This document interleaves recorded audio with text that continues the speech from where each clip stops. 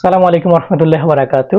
যারা প্রবাসে যেতে চান বা প্রবাসে আছেন বা প্রবাস ফেরত অনেকেই চান প্রবাসী ব্যাংক থেকে লোন নেওয়ার জন্য। আর সরকার আমাদের প্রবাসীদের কথা চিন্তা করে অবশ্যই প্রবাসী এক ব্যাংকের মাধ্যমে লোনের ব্যবস্থা করেছেন। কিন্তু আমরা অনেকেই নিয়ম কানুন না জানার কারণে প্রবাসী লোন থেকে আমরা বঞ্চিত হই। তো আজকের ভিডিওতে আমরা আলোচনা করব প্রবাসী কল্যাণ ব্যাংক থেকে আপনি লোন পেতে হলে কি কি কাগজপত্র লাগবে, কি কি ডকুমেন্ট প্রয়োজন এবং কি কি নিয়ম কানুন আছে সবকিছু বিস্তারিত। তো পুরো ভিডিও দেখতে না টেনে ভিডিওটির সাথেই থাকুন। ভিডিওটি শুরু করার আগে অবশ্যই আমার চ্যানেলটি সাবস্ক্রাইব করতে ভুলবেন না। কি কি কাগজপত্র লাগবে সেটা জানার জন্য আগে আমরা জেনে নেই প্রবাসী কল্যাণ ব্যাংক কি ধরনের ঋণ দেয়। প্রবাসী কল্যাণ ব্যাংক দুই ধরনের ঋণ দেয়, একটা হচ্ছে অভিবাসন ঋণ, আরেকটা হচ্ছে প্রত্যাবর্তন ঋণ।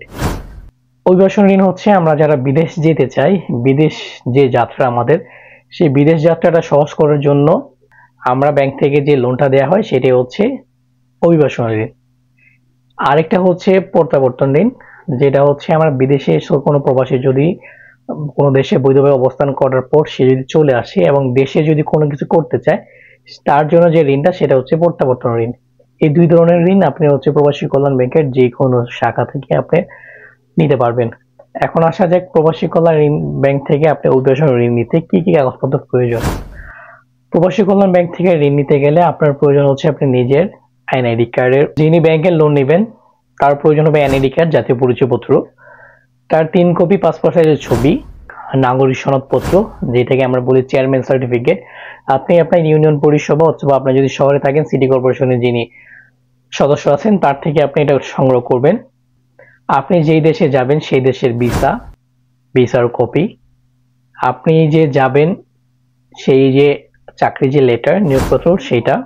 আপনার লাগবে 2 জন জামিনদার, অনেক ক্ষেত্রে 3 জনও লাগে। তার প্রেফার করে একজন সরকারি কর্মকর্তা অথবা আর একজন হচ্ছে ব্যবসায়ী। যিনি সরকারি কর্মকর্তা তার ক্ষেত্রে তার প্রত্যয়নপত্র অথবা তার চাকরির যে আইডি কার্ড আছে সেটা তারা দাবি করেন। তাছাড়া তার যারা জামিনদার তার ব্যাংক স্টেটমেন্টের 6 মাসের যে ব্যাংক স্টেটমেন্ট আছে সেটা তারা চায়।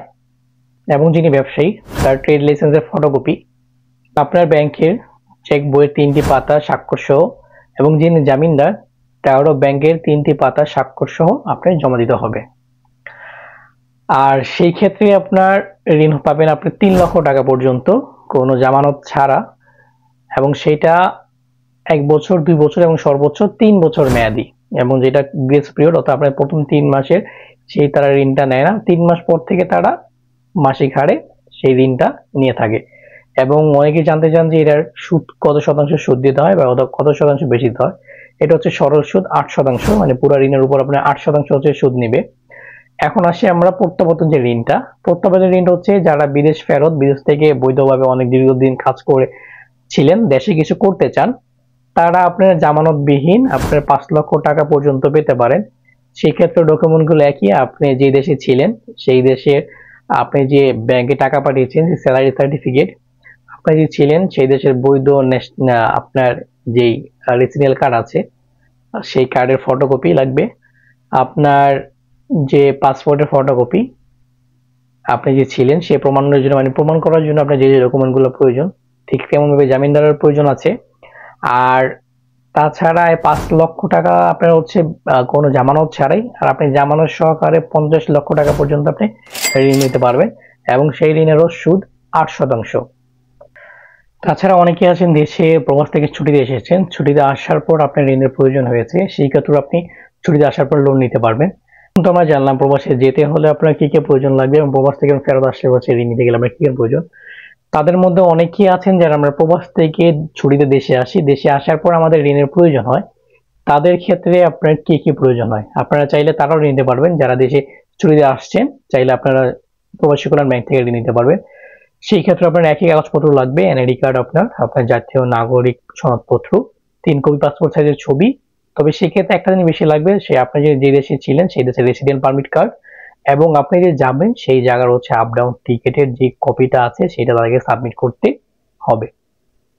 এবং আপনি যদি এই টিকিটটা সাবমিট করতে পারবেন এবং আপনার যে রেসিডেন্ট কার্ড আছে সেটা যদি আপনি দেখাইতে পারেন এবং আপনার পাসপোর্টের কপি যেটা, তাহলে হচ্ছে আপনিও প্রবাস থেকে ছুটিতে এসেও এই ঋণটা পাবেন।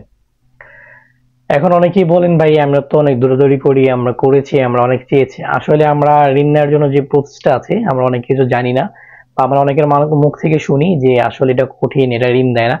আপনি যদি আপনার ডকুমেন্ট গুলা সঠিক পারপাসে সঠিকভাবে আপনি উপস্থাপন করতে পারেন, সঠিকভাবে দেন, এটা আশা করা যায় 7 কর্মদিবসের মধ্যে আপনার ঋণটা আপনার জন্য অ্যাপ্রুভ হয়ে যাবে। এবং এটা খুবই সহজ। ঋণটা আপনি যদি যে কাগজগুলো বললাম, আপনি এনআইডি কার্ডের ফটোকপি, তারপর নাগরিক সনদপত্র যেটা চেয়ারম্যান সার্টিফিকেট আমরা বলি, আপনার ব্যাংকের 3টে চেক পাতা স্বাক্ষর সহ, আপনার জামিনদারের মধ্যে একজন সরকারি চাকরিজীবী তারা বলে থাকেন, তার প্রত্যয়নপত্র এবং তার 6 মাসের বিগত 6 মাসের ব্যাংক স্টেটমেন্ট, এবং একজন ব্যবসায়ী থাকলে আপনার হচ্ছে তার ট্রেড লাইসেন্সের ফটোকপি।